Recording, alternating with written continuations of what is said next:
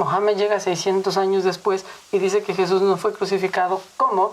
Si todos los que estaban presentes ahí vieron que lo crucificaron. En realidad, las cosas que dice Mohammed acerca de Jesús, la pasé con él, de los milagros que hizo, de que habló en la cuna y tal, en realidad se encuentran en los evangelios gnósticos. Básicamente estaba reviviendo ciertos conocimientos y dándole validez a ciertos textos que existían en la tradición cristiana, pero que con el paso de los años y de los siglos la gente fue olvidando y ahora piensan que ni siquiera existen. Resulta que cuando habla acerca de la no crucifixión o la crucifixión aparente de Jesús, en realidad también está validando conocimiento que existía previamente en los textos gnósticos.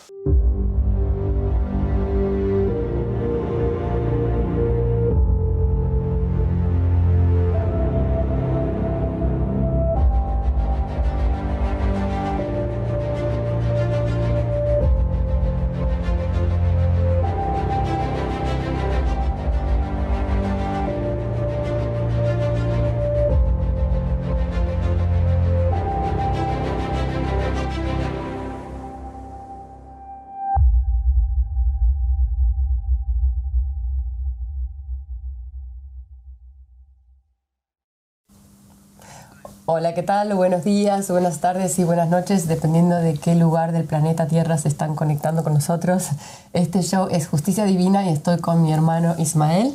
Salam alaikum, saludos. Salam alaikum. Estoy también con mi hermano Kevin. La pasé con ustedes. Es un gusto para nosotros estar aquí conectados una vez más con ustedes, descubriendo y compartiendo verdades y mentiras, ¿no?, que se encuentran infiltradas en todas las religiones. Lo que realmente nos reúne aquí y el factor común entre nosotros tres, y si siguen mirando el canal de todos los idiomas también, es que gente de todo el mundo se ha reunido a seguir a ese hombre que tiene el Espíritu de Dios en la tierra, que camina como un ejemplo del estándar más alto a que un ser humano puede llegar a llegar.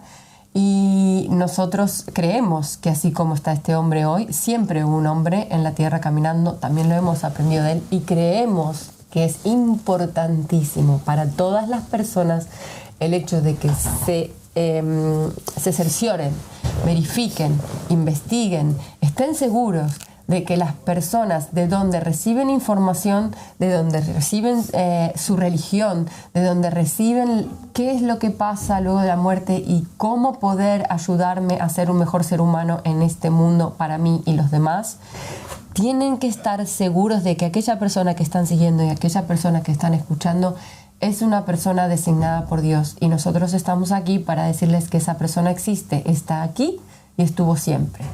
Entonces, para retomar un poco con lo que estábamos hablando en el capítulo pasado, estábamos hablando de un tema muy importante, un tema que tiene que ver con las tres religiones más populares que existen hoy en el planeta Tierra: el judaísmo, el cristianismo y el islam. Estamos hablando de la crucifixión de Jesús, la paz con él. ¿Qué fue lo que pasó allí? Porque las tres religiones divergen, tienen teorías distintas acerca de quién es Jesús y qué es lo que sucedió en la cruz. Ahora, no será la primera vez que encontramos, y también no es la primera vez que hemos hablado en este show acerca de que hay muchas cosas que se han escrito que no son ciertas, hay mucha información que se ha perdido, y que un hombre, cuando viene con el Espíritu de Dios en la tierra, viene a develar, viene a aclarar, viene a poner las cosas en su sitio, viene a decirle a la gente la verdad que gente con malas intenciones ha ocultado. Entonces, hoy estamos de nuevo, como dice mi amigo y hermano Kevin, con el casco y las lentes del detective, y estamos investigando acerca del caso de qué fue lo que pasó realmente con Jesús en la crucifixión. Vamos a estar tomando de distintos textos, no solo de la Biblia, y sobre todo hemos sido inspirados y se nos han abierto los ojos por haber encontrado a ese hombre que tiene el Espíritu de Dios en la tierra, que es amigo de todos aquellos hombres que han dado su vida por Dios, y que viene a revelar y a develar la verdad de qué pasó con sus vidas, la verdad de qué pasó con sus almas. Me refiero a esos hombres que también caminaron con el Espíritu de Dios en la tierra. Sin más introducción, le voy a dar paso a Kevin para que empecemos con las diapositivas. Ayer estaba hablando con uno de los creyentes por teléfono después del show. Estábamos hablando acerca de lo que dijimos en el show de ayer. Y me mencionaba cómo el pasaje de Jesús donde dice que iba caminando y con los viajeros de Maús y que ellos no lo conocían y tal, pero que dice que les abrió las escrituras y dice que les abrió los ojos para poder entender las escrituras y ver lo que decían de Jesús, ¿no? Y me dijo, yo creo que lo que está pasando conmigo, lo que el Mehdi está causando en mí es exactamente eso.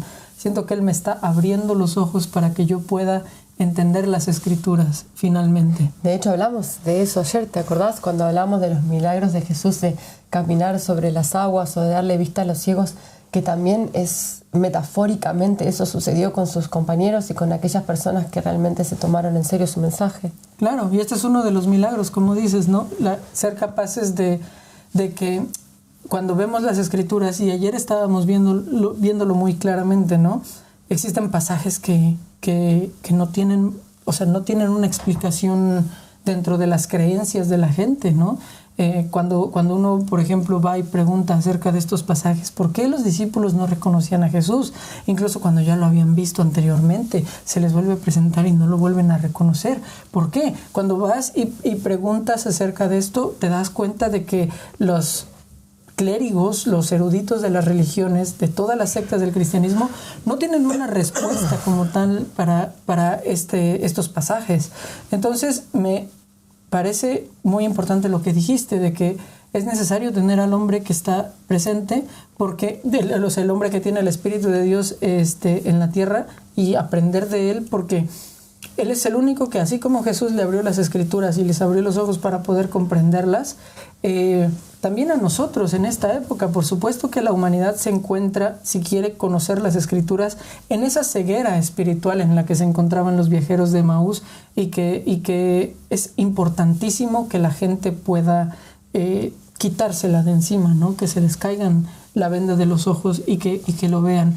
Y entonces el día de hoy queremos compartirles lo que Abba Sadek de La Paz, el hombre que fue designado por Dios en esta época para guiar a la humanidad, el enviado de Dios de esta época, el Mehdi prometido, que por cierto, como un paréntesis, tenemos aquí en las manos el manifiesto del Mehdi, del que ya hablamos en otros capítulos. Esta es una edición física que tenemos aquí, que muy pronto la van a esta versión física la pueden ordenar por el precio de 1 libra con 20 pounds. La pueden, con 20 centavos. Sí, centavos. La pueden ordenar en nuestra web oficial de ahmadireligion.org. Y las partes que están a color en el PDF también están a color en el libro. Entonces, también tienen una forma gratuita de leerla. Y lo pueden descargar. Lo pueden descargar de manera gratuita también. Esto es simplemente cubriendo el precio de impresión y encuadernación y todo lo demás. Y creo que es un excelente regalo para todos aquellos que están pensando, ¿y ahora qué hacemos? Sí. ¿Y cómo? ¿A dónde vamos? ¿Dónde buscamos? Sí, aquí están las respuestas a muchas preguntas. Sí, y eso pues también habla acerca del proyecto que tiene el Imam y el Qaim de la familia Muhammad para la creación y establecimiento del reino de Dios. Es muy recomendable verlo. Sí, muy bien. Entonces, cuando ya hemos puesto muchas cartas sobre la mesa, hemos puesto sobre la mesa que Pablo, cuando habla acerca de la resurrección de Jesús, su información no es correcta, no concuerda con la información que nos dan los evangelios. Ya hablamos acerca de cómo los judíos tenían el concepto de que el alma de una persona puede salir, incluso siendo un adulto, puede salir el alma de su cuerpo sin que la persona muera físicamente, y también en un adulto puede entrar un alma sin necesidad, o sea, el alma puede entrar en un cuerpo sin necesidad de que ese cuerpo sea un bebé. Eso se habló con total de claridad en el capítulo anterior, supongo. Exactamente, sí. Se conoce como la transmigración de las almas. También vimos cómo Jesús, la pasea con él, le había dicho a sus discípulos: quien esté dispuesto a seguirme, tiene que estar dispuesto a cargar su cruz y seguirme. Y dice, porque aquel que pierda su vida por mi causa, la hallará, ¿no? Y también vimos cómo el episodio en el cual Jesús en la Biblia está llorando en el huerto de Getsemaní pidiéndole a Dios por favor que pase de mí esta copa, se complementa con una narración que existe entre las profecías islámicas, entre las tradiciones islámicas, donde Jesús en la última cena le pide a sus discípulos: ¿quién está dispuesto a tomar mi lugar y ser sacrificado y crucificado en mi nombre y unirse conmigo en mi rango? Entonces, para los que quieran conocer todo esto a más detalle, vean los últimos capítulos, los capítulos anteriores a este, que están disponibles en nuestro canal de YouTube. Y bueno, una vez que están puestas todas estas cartas sobre la mesa, les vamos a presentar la interpretación que Abba Sadek, déles la paz, nos ha dado acerca de la crucifixión y la resurrección de Gran Cristo. momento para la humanidad, gran momento para el mundo hispanohablante. Sí, y es una interpretación que también tiene fundamentos en los escritos que hay hoy en día. Sí, sí. Sí. Y va a explicar muchas cosas. Y vamos a ir revelando los textos y vamos a ir explicando la importancia histórica de esta explicación. Entonces, encontramos, Abba Sadek nos dijo, y lo hemos visto en capítulos anteriores, que tenemos que mirar esos textos que también la gente rechazó. El Imam Ali, la paz con él, dijo que la mayor parte del conocimiento está en aquello que la gente rechaza. Entonces es importante voltear a ver, dado que tampoco tenemos una explicación de los pasajes de la Biblia en la Biblia ni en la tradición cristiana, tenemos que mirar afuera, qué era lo que decían otras comunidades cristianas en aquella época. Hoy en día tenemos textos que se conocen como los evangelios gnósticos o los evangelios apócrifos, muchos de los cuales fueron encontrados en 1945 en una cueva en Egipto, en una comunidad llamada Nag Hammadi.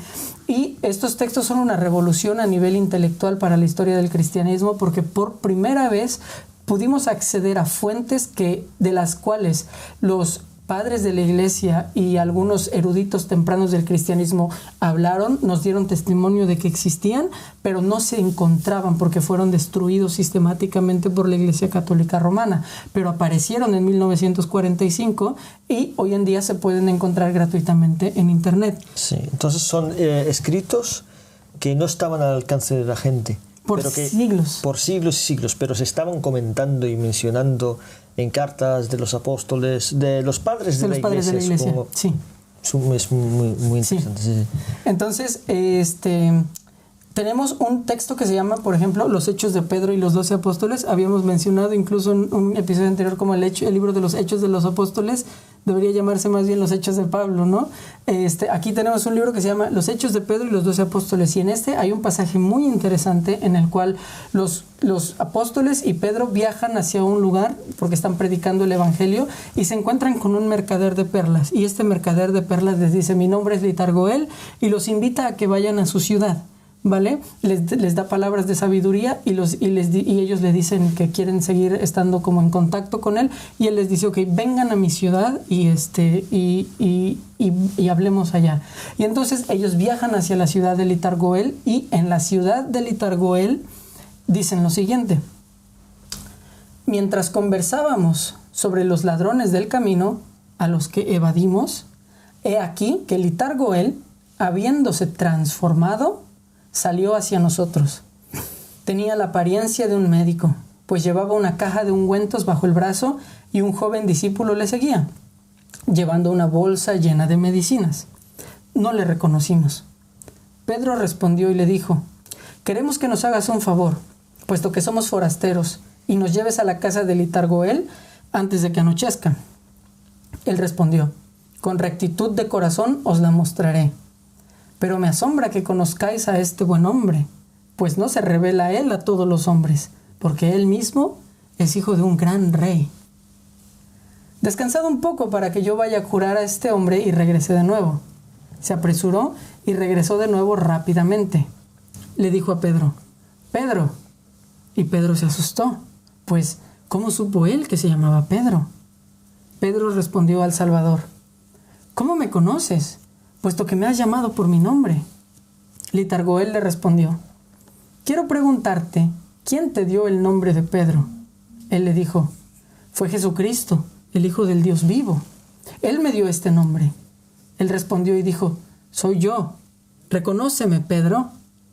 se desprendió del manto que le vestía, aquel en el cual se había cambiado a sí mismo por causa nuestra, revelándonos que en verdad era Él.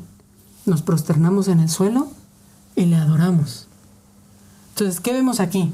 Que del mismo modo que en la Biblia se relata cómo Jesús aparecía después de la crucifixión y la gente no lo reconocía, aquí este episodio ocurre muchísimo tiempo después, cuando ya los apóstoles están predicando en otras partes del mundo, ¿no? Y entonces Pedro y Juan y otros apóstoles se encuentran con este hombre que primero les dice que es Litargoel, les dice cosas, los invita a su ciudad y no saben que es Jesús. Cuando van a su ciudad, se les aparece un doctor, ¿no? Un médico. Y no reconocen ni que es Jesús ni que es Litargoel tampoco, ¿no? Y le dicen, llévanos a ver a Litargoel. Y él dice, ok, espérenme, regresa, y cuando regresa les revela que él es Jesús. O sea, que Litargoel es Jesús y que el médico es Litargoel, que es Jesús, ¿no? Entonces es un paralelo exacto con lo que vimos el capítulo anterior que dicen los textos de la Biblia acerca de las apariciones de Jesús.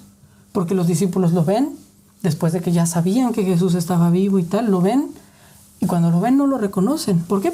Y aquí nos dice muy claramente, muy explícitamente, que Él cambió su apariencia física. Primero por la de un mercader de perlas, luego por la de un doctor, ¿no es cierto? Del mismo modo que anteriormente se había cambiado su apariencia física por la de un jardinero. Entonces, esto es un punto, me parece que es súper importante para conectarlo con lo que hiciste la vez pasada, de mostrar ese video en donde la gente ha sido condicionada años tras años a ver cómo Jesús se va a ver. Creo que este tipo de historias nos desprenden de cualquier prejuicio, de cualquier idea preconstruida de cómo Jesús se va a ver, porque obviamente Jesús se puede ver como un jardinero, Jesús se puede ver como un médico, Jesús se puede ver como un hijo de un rey, Jesús se puede ver como un pescador. O sea, no es la forma de reconocer a alguien o a alguien que viene de Dios, la forma en cómo se ve, la forma en cómo camina, la forma en cómo se viste, porque si no, en realidad muchísimas personas también podrían tomar el lugar de ese ser humano. Sin embargo, acá queda claro, y por eso nosotros siempre hacemos hincapié en que hay una forma de reconocer a ese hombre que tiene el Espíritu de Dios en la tierra, y son 3 criterios, ¿cierto? Y en uno es la lealtad a Dios, o sea, la supremacía de Dios, es estar mencionado por un profeta anterior, por estar en el Testamento, y también el conocimiento. Pero ninguno dice se va a ver así, o va a tener luz, o va a hacer esto, va a hacer lo otro. Creo que si estamos buscando y vamos a tratar de reconocer a Jesús, y vamos a decir, sí, este es Jesús por cómo se ve, vamos a fallar, porque ¿qué pasa si pasa lo mismo que pasó en esa época? Pasa hoy con Jesús o con el hombre que tiene el Espíritu de Dios en la tierra. Pónganse un segundo en su lugar, pensemos, ¿qué pasa si el hombre que tiene el Espíritu de Dios en la tierra empieza a cambiar de cuerpo en cuerpo? ¿Cómo lo van a reconocer entonces? ¿Por cómo se ve? ¿Por cómo camina? ¿Por la luz que emana de él? ¿O porque tiene el mismo corte de pelo que han visto desde que nacieron, que esa era la imagen? ¿O lo van a reconocer a través de 3 criterios que son infalibles? Que al final te llevan a la esencia. O sea, voy a hacer un pequeño paréntesis. Hoy estaba buscando a mi hijo y no lo encontraba. Y, o sea, estábamos en la mesa, pero estaba en otra mesa atrás, y mi esposo me dijo, la forma de encontrarlo es buscar dónde está el juguete. O sea, yo estaba buscando a mi hijo y no lo encontraba, pero si buscaba dónde estaba el juguete, podía encontrar a mi hijo. Y me hizo pensar que lo mismo pasa con Dios. La forma de encontrar al mensajero es cuando estás buscando a Dios, ¿sí? O sea, vos estás buscando a Dios y te encontrás con el mensajero de alguna manera. Entonces, lo importante es, primero, la sinceridad y la honestidad en estar buscando a ese Dios. Luego llegas a la puerta y decís, ok, hay 3 criterios y esta es mi arma. Esta es mi arma infalible para encontrar a Jesús en su retorno, para encontrar al hombre a quien señaló Jesús que yo tengo que seguir, y para encontrar al hombre que tiene el Espíritu de Dios en la tierra. Y no cómo camina, no cómo habla, no cómo se ve, ni ninguna de las cosas que ya nombramos. Claro, la apariencia física no es muy importante. De hecho, me acuerdo, y es para haciendo un paréntesis, me acuerdo de una historia, aunque no están muy familiarizados los cristianos con ello, pero es la historia del profeta Saleh, que en la narración se menciona de que el profeta Saleh desaparece, y cuando vuelve siendo un joven desaparece, se va, viaja siendo un anciano, y al volver vuelve con una apariencia de un hombre joven. Y todos aquellos que lo reconocen son aquellos que se aferraron a las promesas y a las profecías con las que se podía reconocer a Salah. Y con los que se conoció a Salah desde un principio, que son lo que acabo de mostrar, ¿no? Lo que es el asunto de la llamada supremacía de Dios, el testamento y el conocimiento. Aquí Jesús, pues vemos a los apóstoles están familiarizados con Jesús, reconocen de que Él tiene la capacidad de cambiar de cuerpo, y es por eso que llegan al punto de saber dónde está Jesús. Exacto. Y también. Sin olvidarnos de lo que habíamos mencionado la otra vez en el otro capítulo, en donde tenían ya una cierta familiaridad de sentarse con almas de otros profetas y mensajeros y ángeles que venían hacia Jesús, y el asunto de la transfiguración. Ahí podemos ver de que tenían también una cierta visión más amplia, claro, con la que sí podían reconocer a Jesús cuando se mostraba, ¿no? Claro. O sea, a fuerza de estar con Jesús tanto tiempo, su fe les permitía entender esos conceptos más fácilmente. Como seguían conectados con Dios, de alguna forma eso siempre los iba a llevar a Jesús, ¿no? Sí. Entonces, el profeta Mohammed, la paz sea con él y con su familia, cuando aparece, él da esta revelación de que básicamente Jesús no fue crucificado, sino que pareció que lo crucificaron, ¿vale? Y lo deja ahí el Corán, ¿no? Ahí lo deja, y los musulmanes han hecho un montón de teorías al respecto, ya lo mencionamos. Así que me acuerdo que hicimos en el programa que se llamaba Un Nuevo Amanecer, y con el hermano Zong, un día hicimos, y para quien lo quiera ver, vaya y búsquenlo en el YouTube, hicimos un video donde hablamos acerca de cómo en realidad las cosas que dice Mohammed acerca de Jesús, la paz sea con él, de los milagros que hizo, de que habló en la cuna y tal, en realidad se encuentran en los evangelios gnósticos. No es que Mohammed haya venido con algo nuevo, sino que básicamente estaba reviviendo ciertos conocimientos y dándole validez a ciertos textos que existían en la tradición cristiana, pero que con el paso de los años y de los siglos la gente fue olvidando, y ahora piensan que ni siquiera existen, pero en realidad están y se pueden averiguar en los evangelios gnósticos. Y pasa y resulta, y esta es una objeción que he visto que nos ponen mucho, ¿no? Mohammed llega 600 años después y dice que Jesús no fue crucificado. ¿Cómo? Si todos los que estaban presentes ahí vieron que lo crucificaron. Entonces, el profeta Mohammed, la paz sea con él y con su familia, resulta que cuando habla acerca de la no crucifixión o la crucifixión aparente de Jesús, en realidad también está validando conocimiento que existía previamente en los textos gnósticos. Así que vamos a Y no solamente un conocimiento, sino que cuando hace una referencia, esto es una cosa que la gran mayoría de la gente no sabe, y si busca en profundidad lo va a encontrar, y es que incluso la palabra de cuando dice se les pareció en el Corán es una referencia a una creencia ya existente anteriormente, que era conocida mediante esa palabra del parecido de Jesús y de se les pareció, que hay ciertas personas que creen de que Jesús no fue crucificado, sino que les pareció que fue crucificado, y entonces es como que Mohammed le está diciendo que esa es la verdadera interpretación de lo que sucedió. Exacto, de todas las interpretaciones existentes, esta es la verdadera. Interesante. Entonces vamos a ver qué es lo que dice la gente que hablaba de la crucifixión aparente de Jesús en los textos cristianos. Encontramos un texto que se llama el Apocalipsis de Pedro, ¿vale? Y en el Apocalipsis de Pedro, mientras está la escena de la crucifixión, Pedro se da cuenta de que Jesús está cerca de él y empieza a tener una conversación con Jesús mientras Jesús está siendo crucificado. Y le pregunta a Pedro ¿qué está pasando? ¿Cuál de los dos es el verdadero Jesús? Y Jesús le responde lo siguiente: aquel al que viste en el árbol, alegre y riendo, este es el Jesús vivo. Pero en cuyas manos y pies introducen los clavos, es su parte carnal, el sustituto al que se pone en vergüenza, el que vino a ser a semejanza suya. Pero míralo a él y mírame a mí. ¿vale? Entonces aquí estamos viendo pues que durante la crucifixión Pedro, que no se habla, no se menciona en la Biblia. Aquí este texto nos dice, Pedro estaba debajo de un árbol, se da cuenta que Jesús viene y Jesús le dice, yo soy el Jesús que está con él en el árbol, le dice, yo soy el verdadero Jesús. Aquel es un sustituto que fue hecho a imagen suya, ¿vale? Entonces va cobrando forma el asunto. Sí, es increíble. O sea, no me parece que, o sea, está escrito. Lo que haría sería quizás leerlo de vuelta, porque no creo que nadie lo haya escuchado anteriormente y vale la pena, ¿no? Muy bien. Aquel que viste en el árbol, alegre y sonriendo, este es el Jesús vivo. Pero en cuyas manos y pies introducen los clavos, es su parte carnal, el sustituto al que se pone en vergüenza, el que vino a ser a semejanza suya. Pero míralo a él y mírame a mí. Increíble. Entonces, ¿qué significa todo esto? ¿Quién es ese sustituto al que se puso en vergüenza? ¿Quién es? ¿Cómo que su parte carnal? ¿Vale?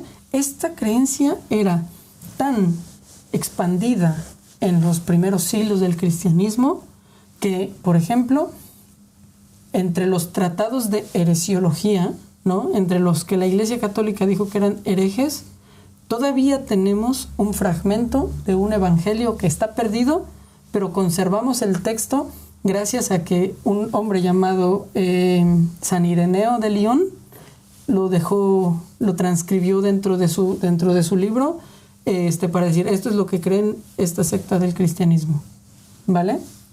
¿Y qué es lo que dice? Y esto es una cita que hace Ireneo del Evangelio de Basílides, ¿ok? Y dice, apareció en la tierra entre los seres humanos e hizo milagros. Por eso, según dicen, no fue él quien padeció, sino un cierto Simón de Cirene, quien fue obligado a cargar por él la cruz. A éste habrían crucificado por error e ignorancia, pues el Padre le había cambiado su apariencia para que se pareciese a Jesús. Por su parte, Jesús cambió sus rasgos por los de Simón para reírse de ellos. Y aquí encontramos lo que mencionamos de la creencia del asunto de que se les pareció a otra persona. Exactamente. Entonces, ¿qué nos está diciendo el Evangelio, el Apocalipsis de Pedro? Que hay un sustituto, que no es el verdadero Jesús, es una ilusión. ¿Qué nos dice el Corán? Se les hizo parecer que lo crucificaron. ¿Y qué nos dice el Evangelio de Basílides? Fue Simón de Cirene, Jesús cambió sus rasgos por los de Simón e hizo que Simón cambiara sus rasgos por los de Jesús. Y entonces crucificaron a Simón. Y Jesús escapó y se rió de aquellos que lo intentaban crucificar. ¿Qué significa todo esto? ¿Jesús cambió de forma como en la transfiguración o hay algo más? ¿No? Sí. Tenemos un texto que se llama el segundo tratado del Gran Set, que nos lo aclara. ¿Qué momento? Respiremos un segundo, porque me parece que para la gente que... no sé, o sea, que realmente ama a Jesús y cree en el cristianismo y que nosotros también creemos en Jesús, vale aclarar. Por supuesto. Creemos que es el Mesías. Debe ser un momento como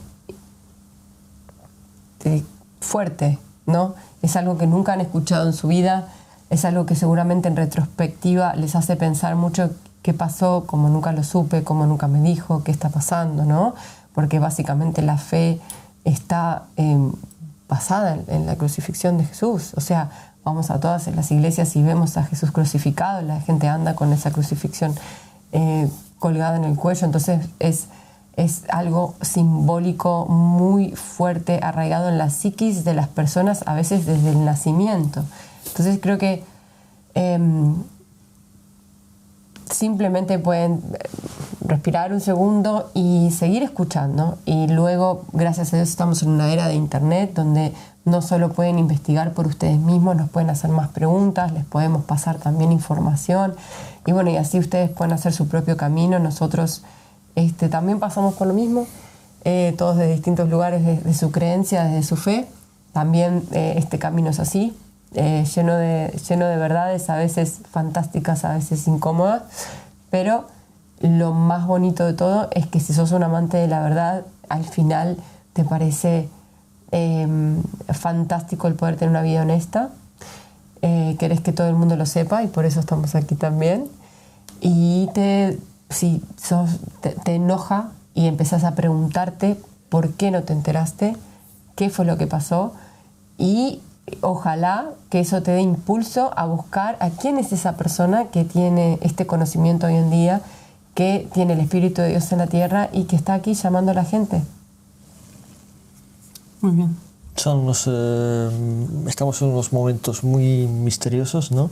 Con respecto a descubriendo qué es lo que ocurrió, ¿no? Con la historia de Jesús, qué es lo que dicen los textos gnósticos, los textos sagrados que la gente desconoce acerca de lo que ha ocurrido con la resurrección de Jesús. Exactamente. Con la crucifixión. Y algo que a mí me gusta recalcarle a la gente porque mucha gente que viene y nos dice que lo que le estamos diciendo o bien son herejías o bien son invenciones del profeta Mohammed, en realidad lo que tienen que darse cuenta es que nos han ocultado parte de la verdad, gran parte de la verdad en realidad. La gente que nos educó religiosamente, me incluyo en ello porque yo crecí en una iglesia, en una escuela católica en la cual aprendí la religión desde muy pequeño y me hicieron amar los conceptos de la Iglesia Católica Romana y las historias y todo esto. Cuando esas personas mismas que te educaron en esa religión te hablan acerca de otras religiones, a la mayoría de la gente le pasa lo que Héctor nos llamó el otro día y nos dijo, ¿no? Que te mencionan un concepto y te dicen, esto es una doctrina de demonios o esto es una herejía, no mires en esa dirección. Y entonces, a fuerza de hacer que la gente no quiera, que sienta una repulsión visceral en contra de mirar qué es lo que dijeron otras religiones y cómo es que se explican las cosas, nos han creado una fuerte ignorancia a toda la humanidad, en la cual cada quien está atrapado en su cajita y tratando de funcionar y operar y entender a Dios en medio de una cajita, sin recordar que Dios es completamente ilimitado. Dios no está en una cajita, Dios es... No hay palabras ni siquiera para describir a Dios. Entonces, ese es el asunto, que a los musulmanes les pasa lo mismo exactamente. Vienen y leen en el Corán que no murió Jesús en la cruz, y cuando escuchan a un cristiano decir que Jesús murió en la cruz y tal, simplemente para ellos es una herejía que se introdujo en la historia de la y no pueden explicarlo de ninguna manera.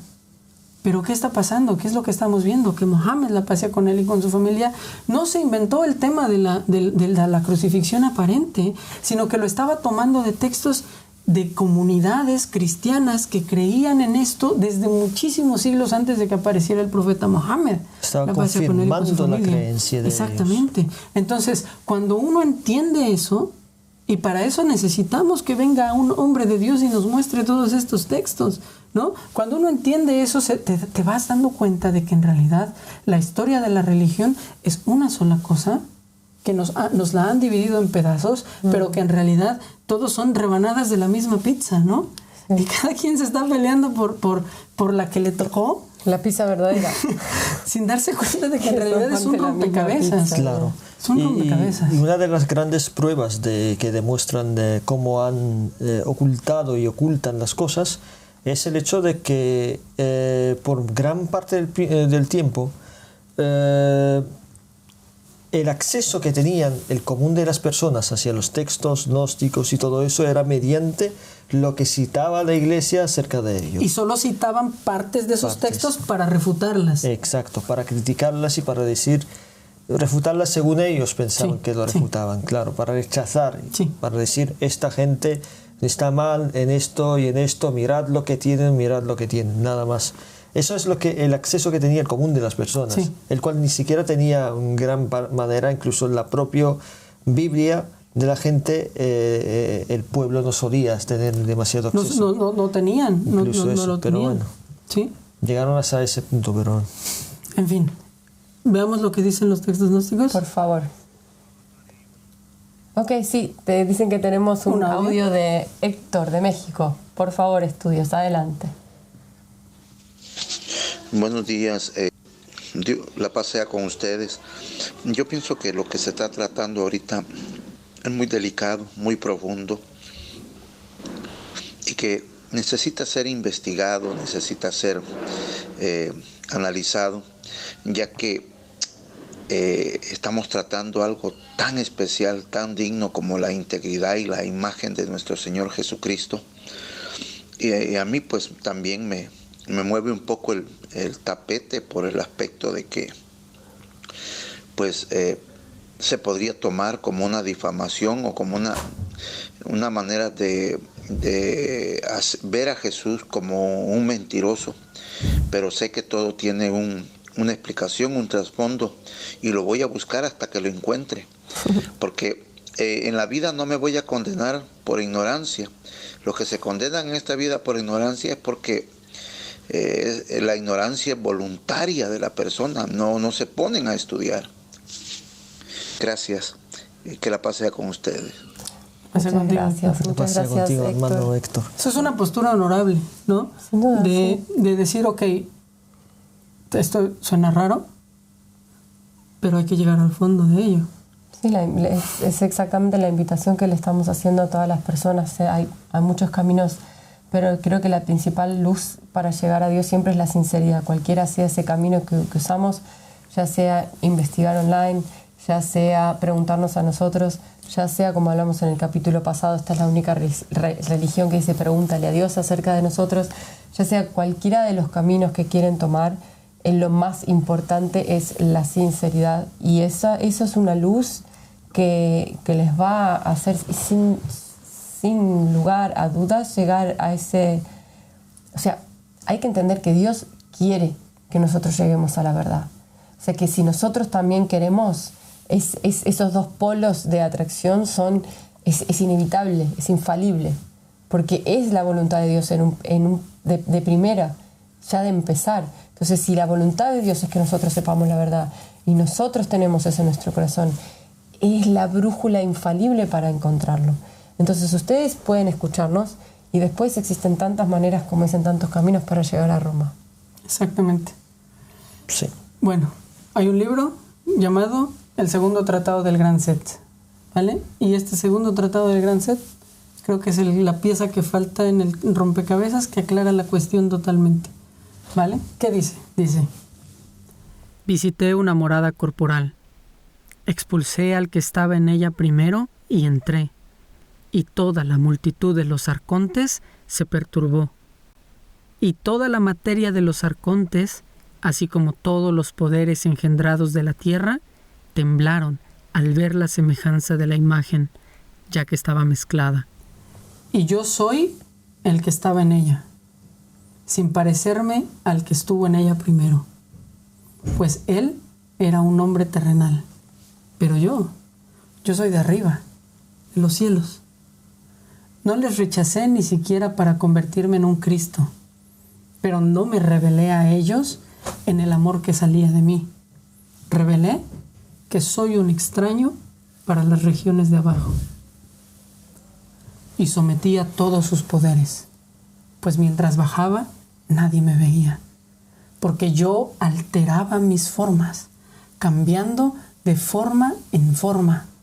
Y por eso, cuando estuve a sus puertas, asumí su semejanza, porque pasé entre ellos en silencio y estuve viendo los lugares, y no tuve ni miedo ni vergüenza, porque no estaba contaminado.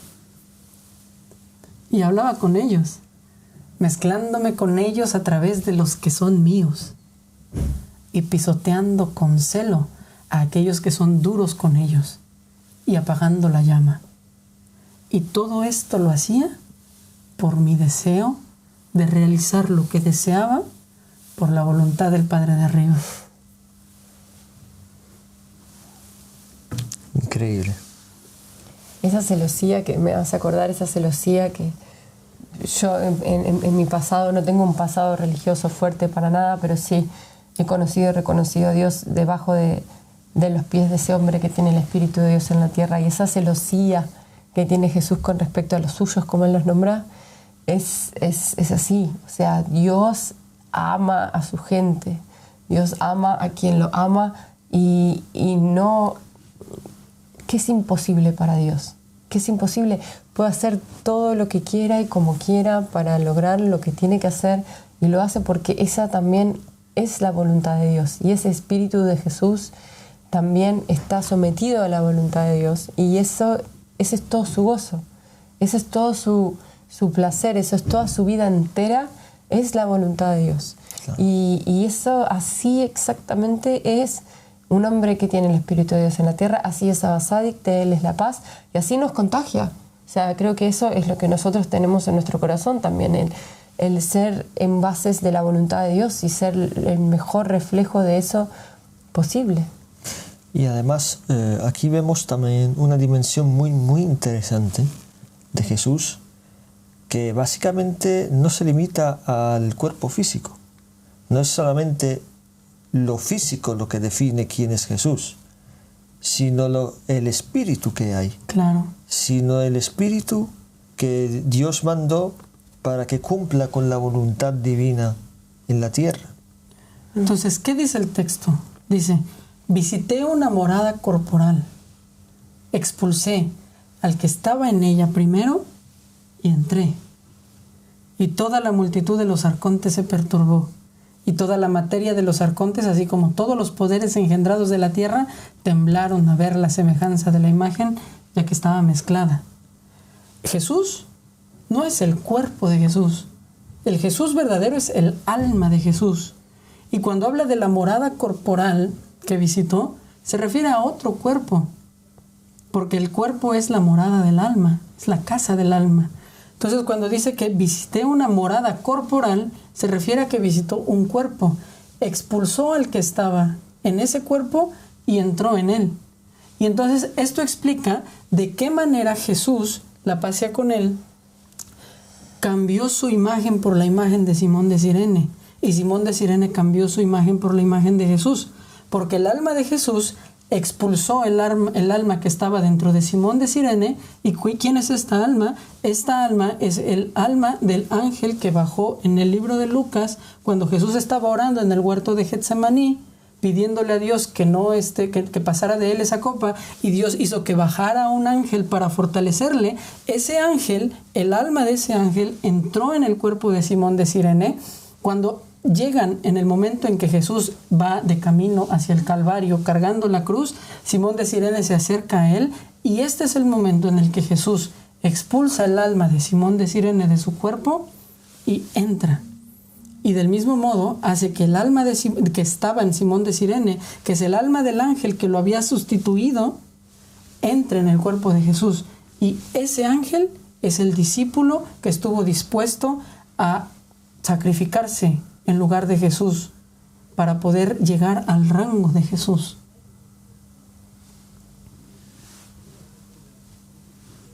Nos quedamos sin palabras cuando escuchamos este. Y eso que ya lo escuchamos, ya lo sabemos. Sí. ¿Sí? Sí. Y ahí es cuando como se cumple. Aquí estamos viendo de que es increíble, ¿no? Jesús no es el alma. No es el cuerpo. No es el cuerpo, es el alma. Entra lo que vendría a ser Simón de Cirene, es el ángel que se sacrifica para tomar el lugar de Jesús, y que Jesús cumpla con el deseo de cumplir con la misión, seguir predicando y hacer todo lo que Dios había mandado. Que Héctor decía que esto podría parecer como una especie de manchar la imagen de Jesús, pero este texto lo deja claro. ¿Por qué Jesús hizo esto? ¿Por qué Jesús escapó a la crucifixión? Porque quería cumplir con la voluntad del Padre de arriba. ¿Entiendes? él sabía que su misión no se podía interrumpir ahí. Llevaba 3 años predicando, estaba muy lejos de cumplir lo que tenía que cumplir. Entonces, cuando vio que sus discípulos no podían, o sea, que la gente ya lo había abandonado y que los 6,000 personas que tuvo cerca de él su fe no estaba donde tenía que estar, y cuando lo abandonaron y lo entregaron a las autoridades y él sabía que lo que iba a pasar, él quería continuar con su misión. Él no quería dejar las cosas así. Él era el Mesías. El Mesías tenía que cumplir con todas esas cosas. Y entonces, por su voluntad de cumplir con lo que el Mesías tenía que hacer, es que hace esa oración en Getsemaní y le pide a Dios, por favor, que pase de mí esta copa, y Dios se lo cumple. A mí lo que me fascina de esta historia, me fascina de descubrir esta verdad, y una de las pruebas para mí de que es real es que vos estás hablando de que Jesús tenía una voluntad, y la voluntad era hacer la voluntad del Padre, y cuánto quería hacer la voluntad del Padre. Pero existe un ángel que estaba a la misma altura en el sentimiento de que la voluntad de Dios también se cumpliera, tanto así que estuvo dispuesto a tomar el lugar de Jesús para que la misión de Jesús y para lo que Dios tenía programado tuviera éxito. Tomó mucho más, le dio más importancia a el mensaje, le dio mucho más importancia al deber religioso, a la voluntad de Dios, que a su propia vida, que a su propio sufrimiento. Y eso es de lo que siempre hablamos, es acerca de cuán lejos puede un hombre, un ser humano o un alma, cuán elevado puede ser su acto, cuán grande puede ser la expresión humana, cuán lejos puede llegar a ir. Y eso es lo que descubrimos en una religión que está viva. Sin más, lamentablemente... Vemos la belleza, la belleza de lo que nos llama Muhammad sallallahu alaihi wasallam. Claro, y esa es la verdadera fe. Sin más. Salam aleikum, muchísimas gracias por estar con nosotros. Muchas gracias, hermanos, por estar en este capítulo más de Justicia Divina. Saludos.